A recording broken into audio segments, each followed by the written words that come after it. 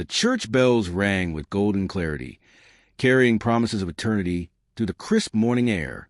Guests sat in rows, their smiles painted with warmth, their eyes misty with expectation.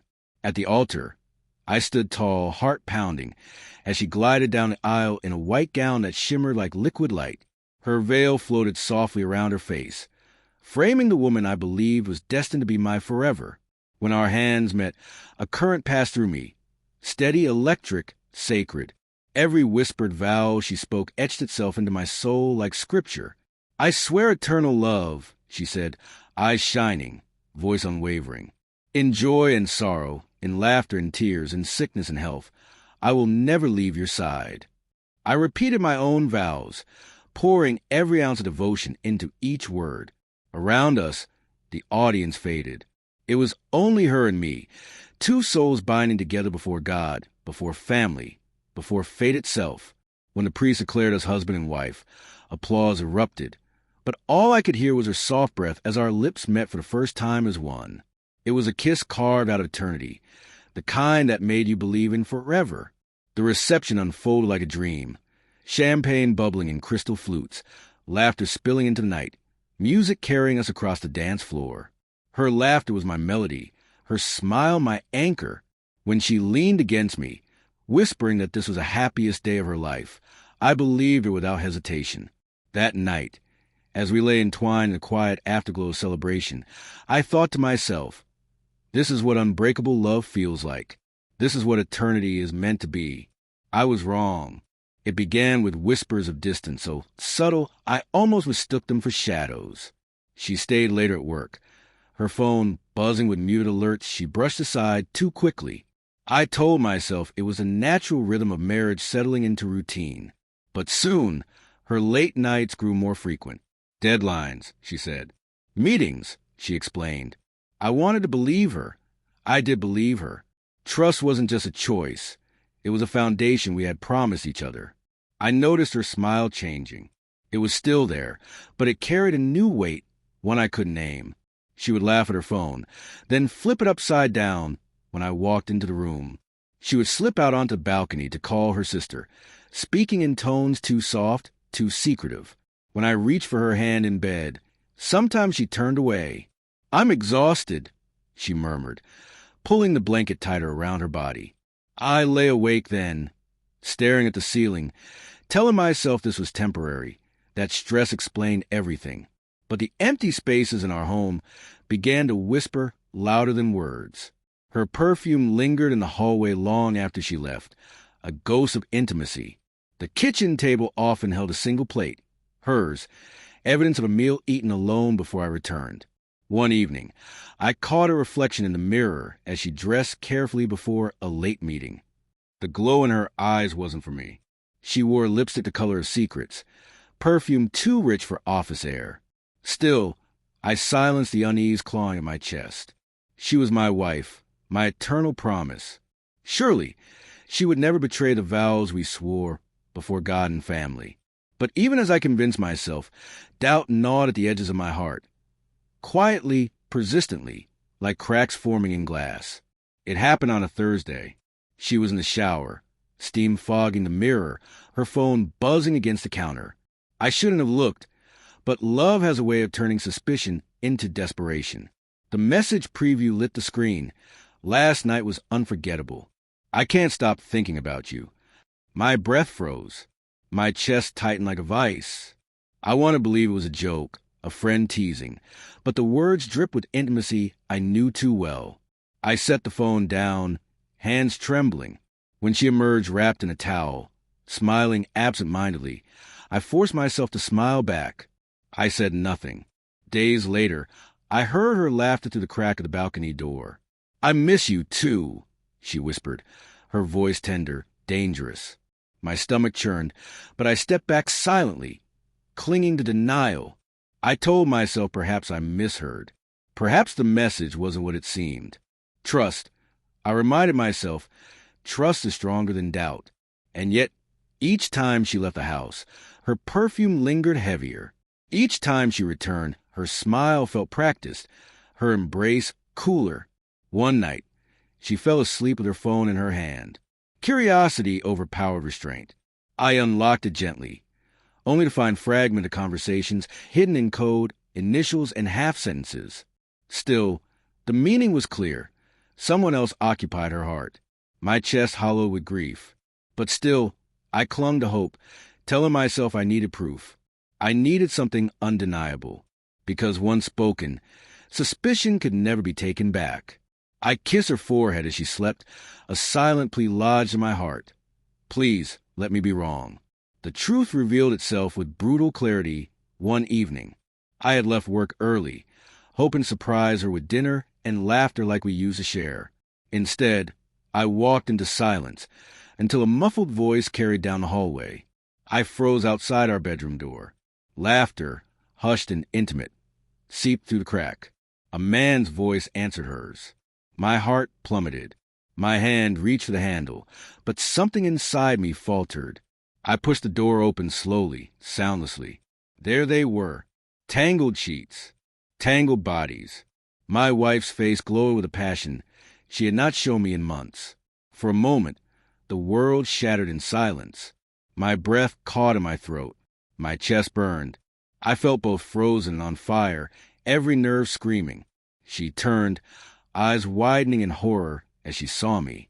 His face blurred in my vision, irrelevant compared to betrayal etched in hers. Wait, she began, scrambling for words, but none could heal what I had just witnessed. I stepped back, each breath cutting me like glass. The promises, the vows, the laughter, all collapsed in an instant. I left without speaking, my legs moving on instinct, my heart hollow, my soul splintered. Outside, the world continued. Cars honked, people laughed, life went on. But inside me, something had died. The woman who swore eternal love had destroyed it with a single choice. And though the pain was unbearable, something colder, sharper, began to take root inside me. This was not the end. This was the beginning. Sleep became a stranger. My nights were carved open with jagged edges of betrayal. I replayed the image again and again, her tangle with him, her whispers, her laughter. The woman I had loved, trusted, worshipped was now my tormentor. The bed we once shared became a battlefield of ghosts. Her scent on the pillows mocked me. Her touch haunted me. I turned away from her at night, feigning sleep while my chest tightened with silent sobs. By day, I wore my mask. At work, I smiled. With friends, I laughed. No one knew that my heart had been torn out and stomped upon. But inside, storms raged. Anger, grief, humiliation. They warred endlessly, leaving me hollow and raw. I asked myself over and over, why? Wasn't my love enough? Didn't my vows matter? Didn't I matter? She tried to act normal. She cooked dinner, asked about my day, pressed her lips lightly against my cheek. But the weight behind her eyes betrayed her guilt. Every gesture was poison now, every word a dagger. At night, I lay awake, staring into darkness. Tears burned, but behind them, fire smoldered. I realized something. Pain could destroy, but it could also forge. I would not let her betrayal consume me. If she thought she could make a fool of me, live a double life, and walk away unscathed, she was wrong. I would not scream. I would not beg. I would not confront her in tears like the victim she believed me to be. Instead, I would wait. I would plan. And when the time was right, she would pay for every lie, every stolen kiss, every vow she shattered. The love I once held for her was dead. In its place, something darker had taken root. Revenge. The next morning, I woke with clarity sharp as broken glass. I looked at her sleeping form, her chest rising and falling, her face peaceful as though she hadn't ripped my heart apart the night before. She thought she was safe. She thought her secret was hidden behind hurried excuses and whispered lies. But I knew, and knowledge is power. I rose quietly, moving through the house with a steady rhythm of routine. She stirred when I kissed her forehead goodbye, murmuring, "I love you," half asleep. I almost laughed. At work, I stared at spreadsheets, but my mind was consumed with strategy. Confrontation would give her the upper hand. Tears would give her pity. Anger would give her justification. No, I would not give her any of that. Instead, I would become the perfect husband again, the man she thought she could deceive. I would smile, laugh, hold her hand. I would let her believe she had fooled me. And while she basked in her false security, I would be building my war. Every late-night meeting, every secret text, every lie, those would become weapons in my arsenal. The plan began forming in pieces, gathering evidence, identifying weaknesses, understanding her mistress of the moment. I would not simply destroy her affair. I would dismantle her life piece by piece. By the time I was done, she would look back and realize that betraying me was the worst mistake she had ever made. That night, when she returned home, I cooked her favorite meal. I poured her wine. I made her laugh. Her smile softened with relief, as though my warmth had absolved her guilt. She had no idea that every touch I gave her now was not affection. It was camouflage. I had chosen my path, and I would walk it to the end. The days that followed became performance, and I played my role flawlessly. To the world, we were the picture of marital bliss. To her, I was still the man she married, the man she thought she had fooled. I held her hand in public, kissed her cheek at family dinners, and posted smiling photos online. Each like and comment only deepened her illusion. She seemed lighter, more relaxed, as though my ignorance gave her freedom. She laughed more easily, her guilt fading. She believed her affair was invisible. But every movement, every slip of the tongue, every shadow in her eyes, I studied it all. I became her shadow, her confidant, her husband once more. And all the while, I recorded, collected, prepared. Her phone habits betrayed her most. She guarded it like a lifeline, keeping it close even in the bathroom. But love had taught me her passwords long ago, and betrayal sharpened my memory. When she slept, I unlocked her secrets. Screens hiding conversations, saving photos, tracing calls. Her lover was not a stranger. That realization struck like a blade. It wasn't just an affair. It was an entanglement with someone who knew me, who had stepped into my life uninvited. But I did not rage. I did not cry. I stored the information like gold, polishing it, preparing it. Each morning, I kissed her goodbye. Each evening, I welcomed her home. I made her believe I was hers, that her world was safe. She never noticed the cold calculation in my eyes, hidden behind smiles. She never noticed that the man she thought was blind was, in fact, watching everything.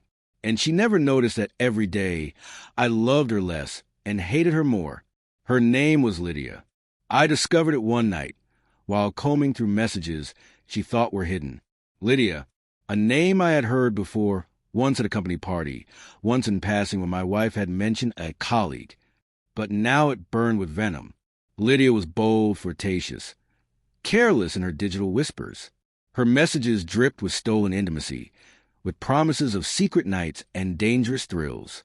She was not merely a fling. She was deliberate. I studied her. Social media became my weapon. Her curated smiles, her endless selfies, her cryptic captions. They painted a portrait of a woman who thrived on attention, who craved validation.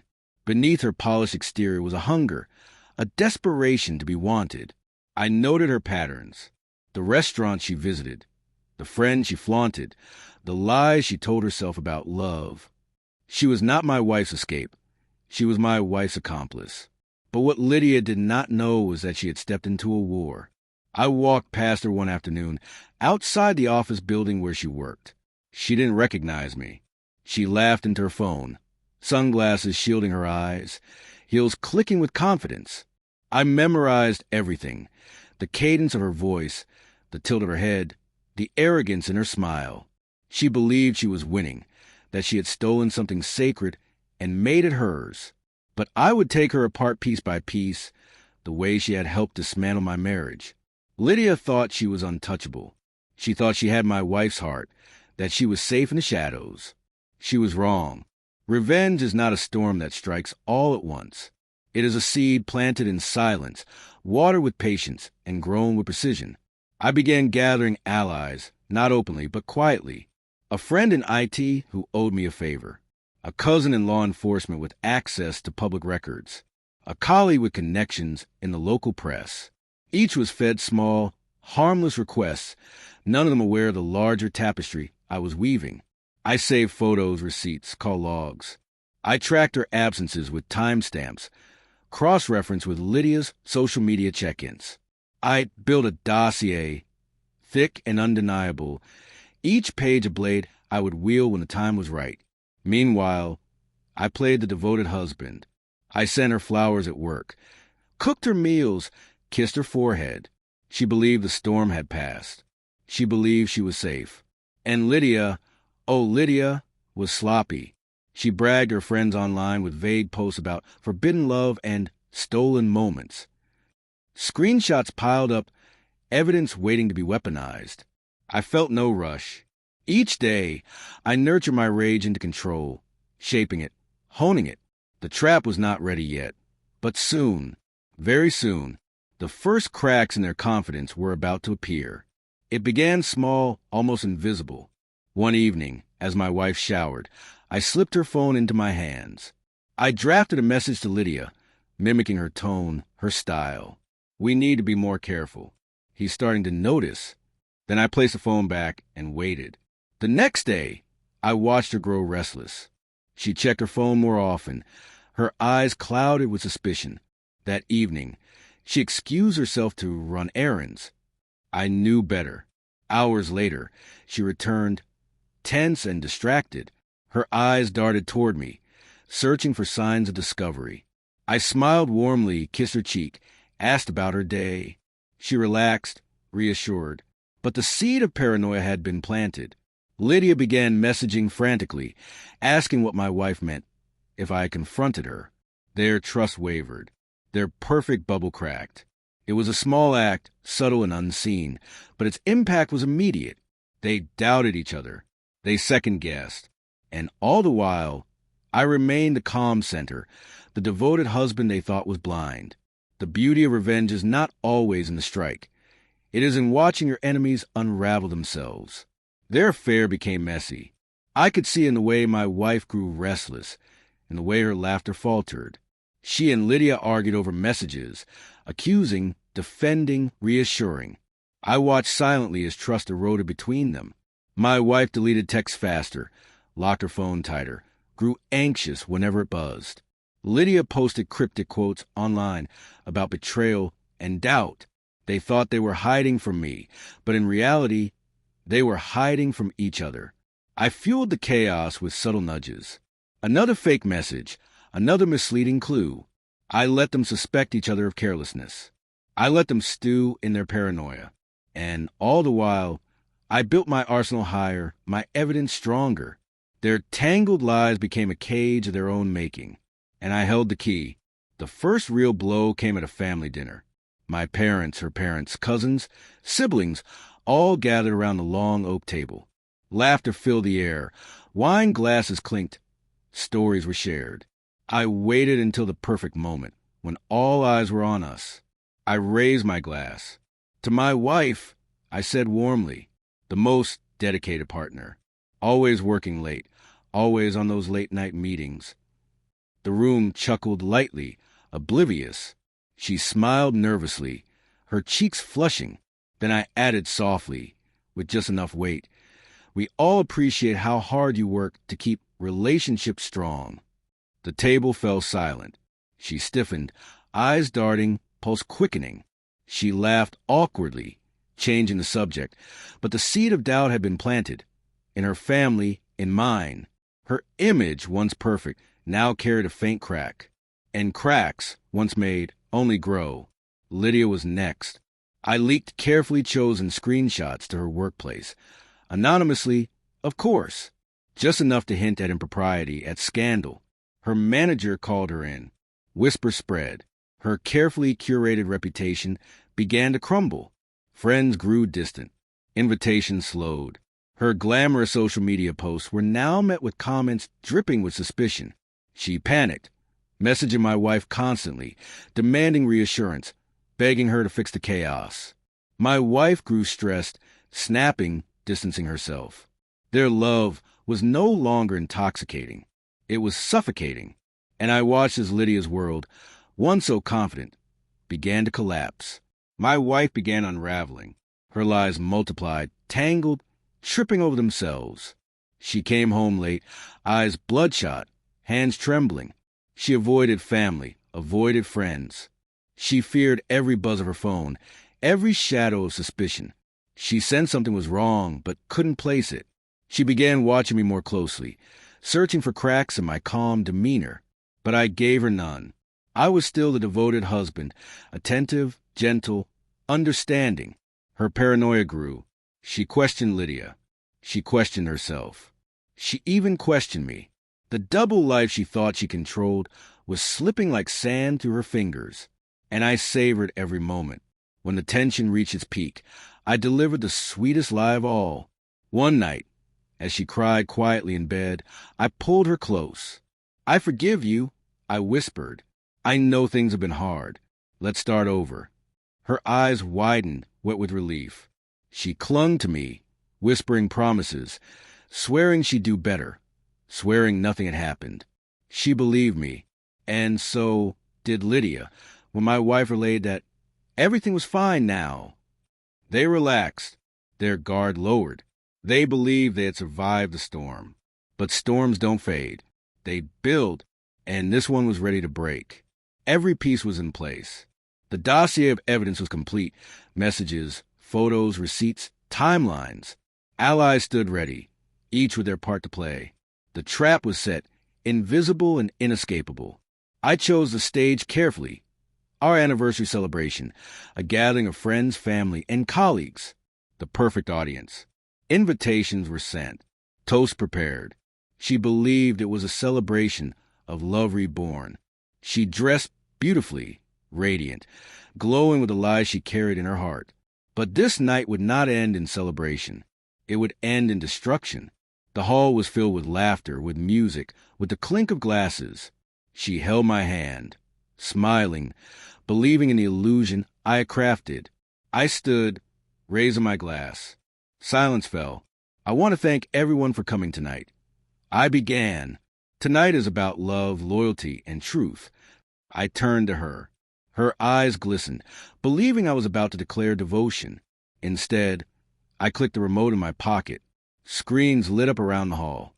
Messages, photos, videos, proof undeniable. Gasps filled the room. Faces turned. Whispers spread like fire. My wife's smile collapsed. Her glass shattered to the floor. Lydia's name, her photos, her words, projected for all to see. "This," I said calmly, "is the love my wife swore to protect. This is the loyalty she promised on our wedding day." The room erupted. Families stormed out. Friends stared in horror. My wife collapsed into a chair, trembling, pale. And I stood tall, the man who had been betrayed, but not broken. The fallout was swift. Lydia's name spread like wildfire. Her workplace cut ties.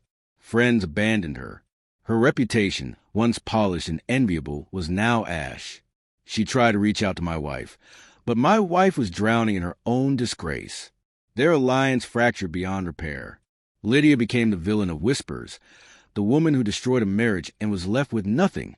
Her desperation turned to silence. Her name became poison. I didn't need to lift another finger. She was finished. My wife's world crumbled in days. Family disowned her. Friends distanced themselves. Her colleagues looked at her with pity, with disdain. The home we shared became a cold prison of shame. I filed for divorce, armed with evidence. The courts sided with me. Assets shifted. Reputation shattered. She begged, pleaded, sobbed. "Please don't leave me. I made a mistake." But love was gone, and all that remained was justice. She lost everything: marriage, family, respect. The woman who once swore eternal love now lived in the ruins of her own betrayal. When the dust settled, I stood alone, but not broken.